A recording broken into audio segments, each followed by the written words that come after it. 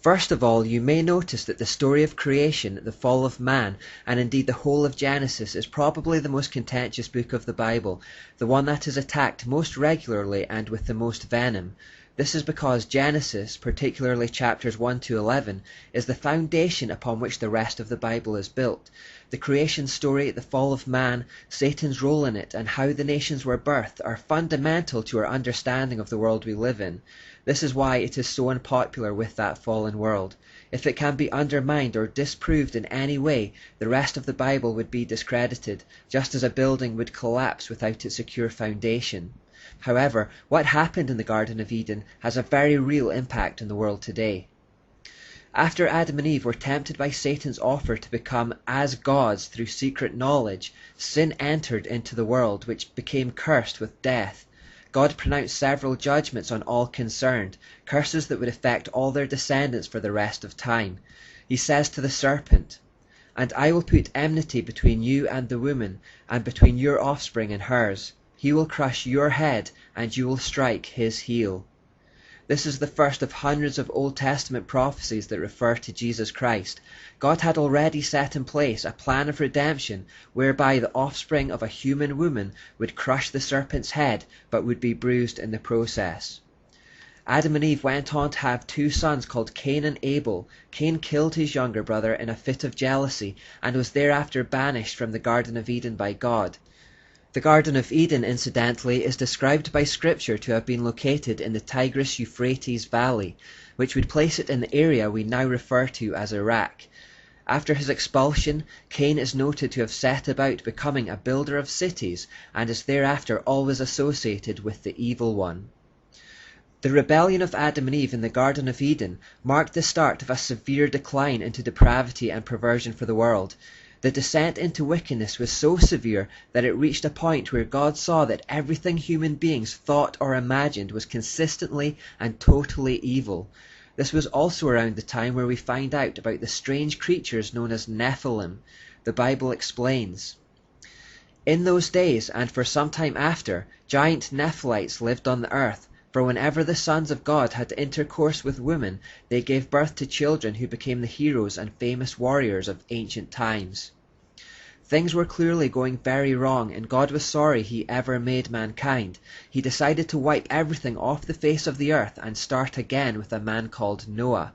This led to one of the most famous biblical events, where a great flood covered the whole earth and destroyed everything except that which was safe in the ark. Now after the great flood in Genesis, Noah had 3 sons, Shem, Ham, and Japheth. Ham had a son called Cush, and through the family line of Cush there came a man called Nimrod. The Bible reports it like this: "The descendants of Ham were Cush, Mizraim, Put, and Canaan. The descendants of Cush were Seba, Havilah, Sabta, Rama, and Sabtika. The descendants of Rama were Sheba and Dedan." Cush was also the ancestor of Nimrod, who was the first heroic warrior on earth. Since he was the greatest hunter in the world, his name became proverbial. People would say, "This man is like Nimrod, the greatest hunter in the world.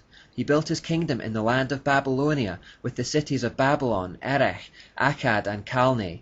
From there he expanded his territory to Assyria, building the cities of Nineveh, Rehoboth-ir, Calneh, and Resen, the great city located between Nineveh and Calah." I include verses 6 and 7 in this reference because it's important to note the extra attention given to Nimrod in comparison with the other descendants of Ham. Even so, this only hints at his importance in the history of mankind. He was possibly the first king in world history. This is the first time the word kingdom is mentioned in the Bible. He was master and commander of a vast empire, the first man of renown, the first heroic warrior on earth.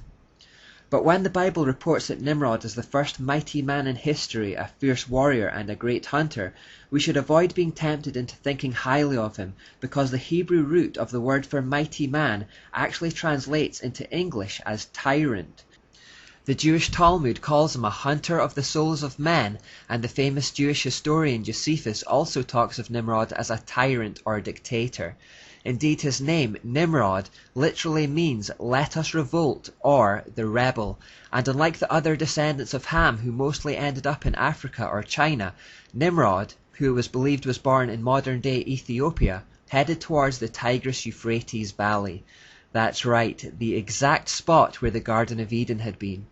The fact he was returning to the scene of the original fall of man to build his empire is significant in itself. He clearly meant something symbolic by it. Perhaps he was identifying with that scene of original rebellion. Perhaps he was metaphorically trying to build a new Eden by his own power and apart from God. Perhaps he was identifying with Cain by stubbornly returning to the spot that Cain had been expelled from. Perhaps it was all of these reasons.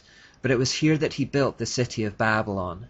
He also built the city of Nineveh nearby and conquered the others that already existed in the area, thus creating his empire.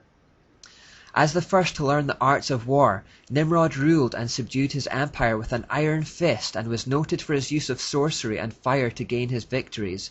Like many men of renown in the ancient world, myths and legends arose around him to the extent that it's now impossible to discern which are true and which are not. You may recall a scene from Braveheart where the Scots are about to go into battle with the English, and many, upon seeing William Wallace for the first time, refuse to believe it is the man they have heard so much about. In the legends that have arisen around him, he is 10 feet tall and can shoot fire from his behind. This is the kind of thing that surrounds the legends of Nimrod. What we can discern, however, is that he was strongly associated with fire, and that he used it in battle to strike fear into his enemies. This created an association with himself and the sun. Fire was seen to be the sun's earthly representation. We also know that he was sometimes represented as a bull, and that he probably wore a crown made from bull horns. The reason for this is that the Chaldean or Babylonian word for ruler was tur, which also meant bull. Finally, we should notice how closely the description of Nimrod matches that of the hybrid Nephilim. The words heroes, famous and warriors are used of both, and some commentators have suggested that he was of this type.